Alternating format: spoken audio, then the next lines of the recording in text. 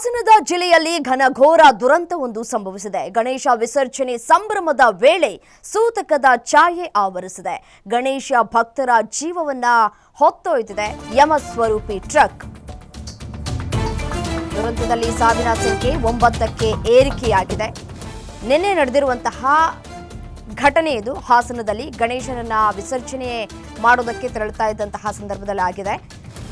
ಗಣೇಶ ಭಕ್ತರ ಬಲಿ ಪಡೆದುಕೊಂಡಿದೆ. 9 ಮೃತದೇಹಗಳು ಕುಟುಂಬಸ್ಥರಿಗೆ ಹಸ್ತಾಂತರವನ್ನು ಮಾಡಲಾಗಿದೆ. 17 ಜನರಿಗೆ ಹಾಸನ ಜಿಲ್ಲಾಸ್ಪತ್ರೆಯಲ್ಲಿ ಚಿಕಿತ್ಸೆಯನ್ನ ನೀಡಲಾಗ್ತಾ ಇದೆ. ಸದ್ಯಕ್ಕೆ 3 ಸ್ಥಿತಿ ಗಂಭೀರ ಅಂತ ಹೇಳಲಾಗ್ತಾ ಇದೆ. ಐಸಿಯುನಲ್ಲಿ ಚಿಕಿತ್ಸೆಯನ್ನ ಮುಂದುವರಿಸಲಾಗಿದೆ.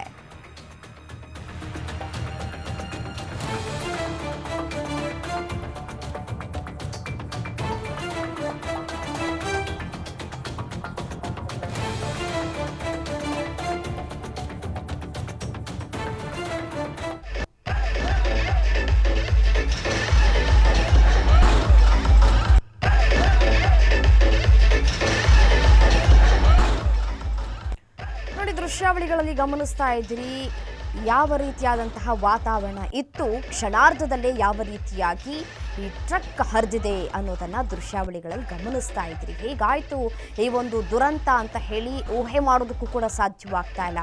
ಅಷ್ಟರ ಮಟ್ಟಿಗೆ ಜನ ಒಂದು ಕಡೆ ಈ ಗಣೇಶನ ವಿಸರ್ಜನೆ ಡಿಜೆಗೆ ಕುಣಿದು ಕುಪ್ಪಳಿಸ್ತಾ ಇದ್ರು, ಎಂಜಾಯ್ ಮಾಡ್ತಾ ಇದ್ರು. ಆ ಸಂದರ್ಭದಲ್ಲಿ ಈ ಟ್ರಕ್ ಹರಿದು ಸ್ಥಳದಲ್ಲೇ 8ಕ್ಕೂ ಹೆಚ್ಚು ಜನ ಸಾವನ್ನಪ್ಪಿದ್ದಾರೆ. ಅಂದರೆ ಈಗಾಗಲೇ 9 ಜನ ಸಾವನ್ನಪ್ಪಿದ್ದಾರೆ ಅಂತ ಹೇಳಿ ಮಾಹಿತಿ ಸಿಗ್ತಾ ಇದೆ.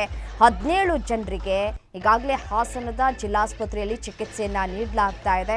ನಿನ್ನೆ ನಿಖಿಲ್ ಕುಮಾರಸ್ವಾಮಿ ಅವರು ಕೂಡ ಸ್ಥಳಕ್ಕೆ ಭೇಟಿಯನ್ನ ಕೂಡ ಕೊಟ್ಟಿದ್ರು, ಆರೋಗ್ಯವನ್ನ ಕೂಡ ವಿಚಾರಿಸಿದ್ರು, ಮತ್ತೆ ಕುಟುಂಬಸ್ಥರಿಗೆ ಸಾಂತ್ವನವನ್ನ ಕೆಲಸವನ್ನ ಮಾಡುವಂತಹ ಕೆಲಸಕ್ಕೂ ಕೂಡ ಮುಂದಾಗಿದ್ರು. ಮತ್ತೆ ಸಿಎಂ ಸಿದ್ದರಾಮಯ್ಯನವರು ಕೂಡ ಸಂತಾಪವನ್ನ ಸೂಚಿಸಿದ್ದಾರೆ. ಈ ಸಾವನ್ನಪ್ಪಿದವರ ಸಂಖ್ಯೆ ಏರಿಕೆಯಾಗುವಂತಹ ಸಾಧ್ಯತೆಗಳು ಕೂಡ ಅಂತ ಹೇಳಲಾಗ್ತಾ ಇದೆ.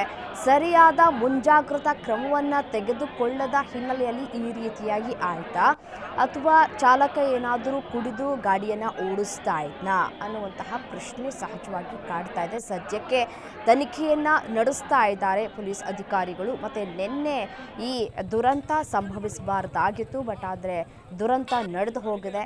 ಸಂಭ್ರಮದಲ್ಲಿ ಇದ್ದಂತಹ ಎಲ್ಲರಿಗೂ ಒಂದು ಕ್ಷಣ ಶಾಕ್ ಆಗಿದೆ. ನೋಡಿ, ಸಾವನ್ನಪ್ಪಿದವರು ಪ್ರವೀಣ್ ಕುಮಾರ್ ಅಂತಿಮ BA ವಿದ್ಯಾರ್ಥಿ ಬಳ್ಳಾರಿ, ಮತ್ತು ರಾಜೇಶ್ 17 ವರ್ಷ KB ಪಾಳ್ಯ ಹೊಳೆ ನರಸೀಪುರ ತಾಲೂಕು, ಮತ್ತು ಈಶ್ವರ ಅನ್ನೋರು ಕೂಡ ಸಾವನ್ನಪ್ಪಿದ್ರು. ಗೋಕುಲ 17 ವರ್ಷ, ಕುಮಾರ ಅಂತ ಹೇಳಿ 25 ವರ್ಷ, ಪ್ರವೀಣ ಎಲ್ಲರೂ ಕೂಡ ಯುವಕರೇ.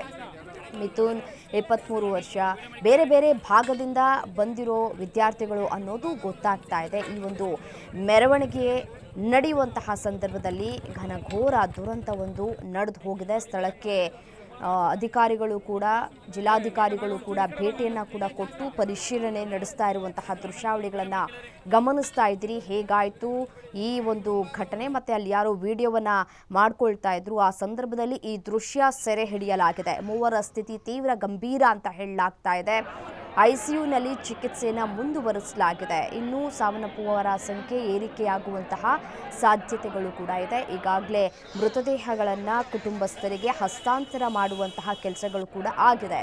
ಗಣೇಶ ಭಕ್ತರು ಒಳ್ಳೆ DJ ಸಾಂಗ್ ಹಾಕ್ಕೊಂಡು ಕುಣಿದು ಕುಪ್ಪಳಿಸ್ತಾ ಇದ್ರು. ಸಹಜವಾಗಿಯೇ ಗಣೇಶ ಹಬ್ಬ ಅಂತಂದರೆ ಅಲ್ಲಿ ಎಲ್ಲಿಲ್ಲದ ಸಂಭ್ರಮ ಮನೆ ಮಾಡಿರುತ್ತೆ. ಆ ಸಂಭ್ರಮದ ನಡುವೆ ಈ ಸೂತಕದ ಛಾಯೆ ಆವರಿಸಿದೆ. ದೃಶ್ಯದಲ್ಲಿ ಗಮನಿಸ್ತಾ ಇದ್ದೀರಿ ಅಪಘಾತ ಯಾವ ಮಟ್ಟಿಗೆ ಆಗಿದೆ ಅಂತ ಹೇಳಿ. ಸಡನ್ನಾಗಿ ಒಂದು ಕಡೆಯಿಂದ ಈ ರೀತಿಯಾಗಿ ವೆಹಿಕಲ್ಸ್ ಬರುತ್ತೆ ಅಂತ ಹೇಳಿ ಯಾರೂ ಕೂಡ ಅಂದ್ಕೊಂಡಿರಲಿಲ್ಲ ಅಲ್ಲಿರೋ ಜನ. ಅಷ್ಟರ ಮಟ್ಟಿಗೆ ಜನ ಸೇರಿದ್ರು. ಈ ಘಟನೆಯಿಂದಾಗಿ ಹಾಸನ ಜಿಲ್ಲೆ ನಿಜಕ್ಕೂ ಆಘಾತಕ್ಕೆ ಒಳಗಾಗಿದೆ.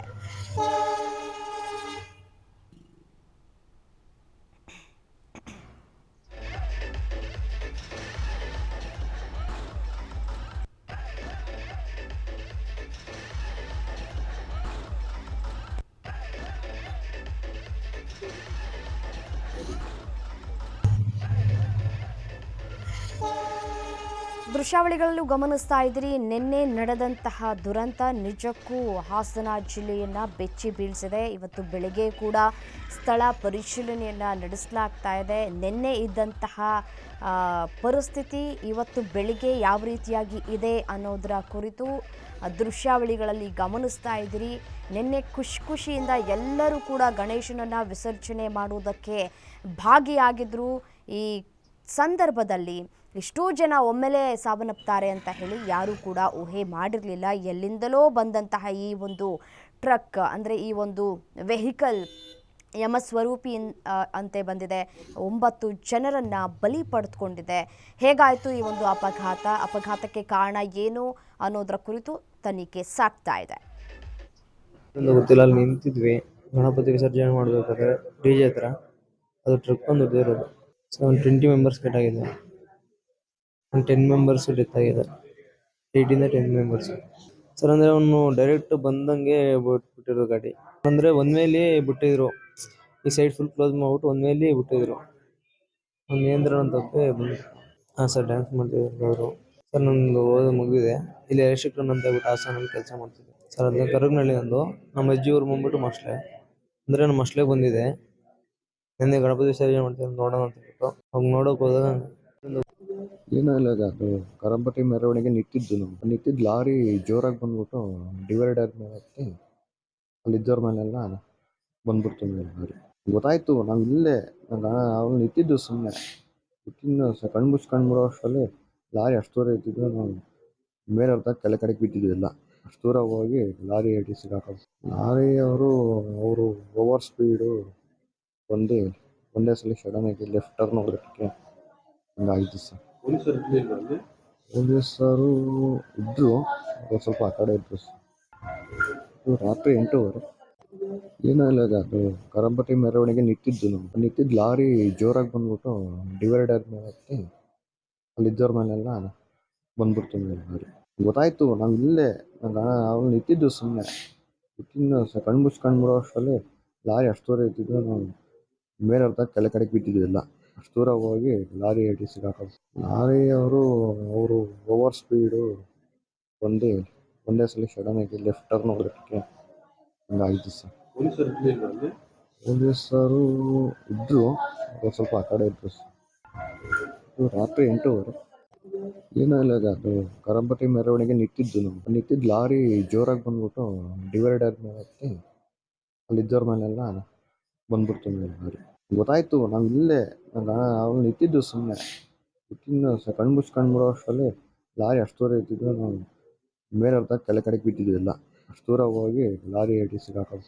ಲಾರಿ ಅವರು ಓವರ್ ಸ್ಪೀಡು ಒಂದೇ ಸಲ ಸಡನ್ ಆಗಿ ಲೆಫ್ಟ್ ಟರ್ನ್ ಹೊಡೆದಕ್ಕೆ ಹಂಗಾಯ್ತು ಸರ್. ಪೊಲೀಸರು ಇದ್ರು, ಸ್ವಲ್ಪ ಆ ಕಡೆ ಇದ್ರು ಸರ್.